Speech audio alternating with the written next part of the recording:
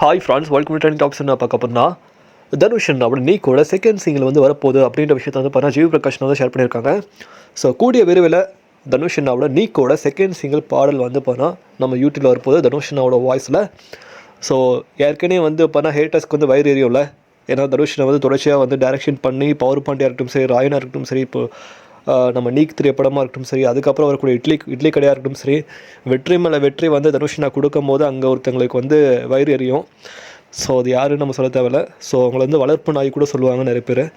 So அப்படியும் இருக்கலாம், but நம்ம அதை யாரும் மீன் பண்ண விரும்பல. ஸோ தனுஷனோட வளர்ச்சியை பார்த்து புறமப்படுறவங்க நிறைய பேர் இருக்காங்க. அவங்க நிறைய பேர் என்ன நினச்சிட்டு இருக்காங்க, தனுஷனை வந்து முடிஞ்சிட்டாரு, எவ்வளோ பெரிய ஸ்டாரே முடிஞ்சிருக்காங்க, தனுஷனாவை ஈஸியாக முடிச்சிடலாம் அப்படின்ற மாதிரி நினைக்கிறாங்க. ஆனால் தனுஷனா வந்து மற்ற ஸ்டார்ஸ் வந்து வளர்ந்த விதம் வேறு. அவங்க வந்து பொண்ணு அழகாக இருக்காங்க, அவங்க ஒயிட்டாக இருக்காங்க, அவங்க வந்து ஃபிட்னஸாக இருக்காங்க. ஸோ ஏகப்பட்ட விஷயங்கள் இருக்குது. ஒருத்தருக்கு வந்து கலர் இல்லைனா ஒருத்தருக்கு வந்து பாடி இருக்கும். ஸோ அந்த ஏகப்பட்ட அவங்களுக்கு விமர்சனங்கள் வந்து ஒரு சின்ன கல்லடி மாதிரி தான். தனுஷனாக்கு விமர்சனங்கள் வந்து ஒரு பெரிய மலையே உருவாகியிருக்கு. ஸோ அந்த மலையை உடச்சி காட்டாறு மாதிரி தனுஷனை வந்துட்டுருக்காப்புல.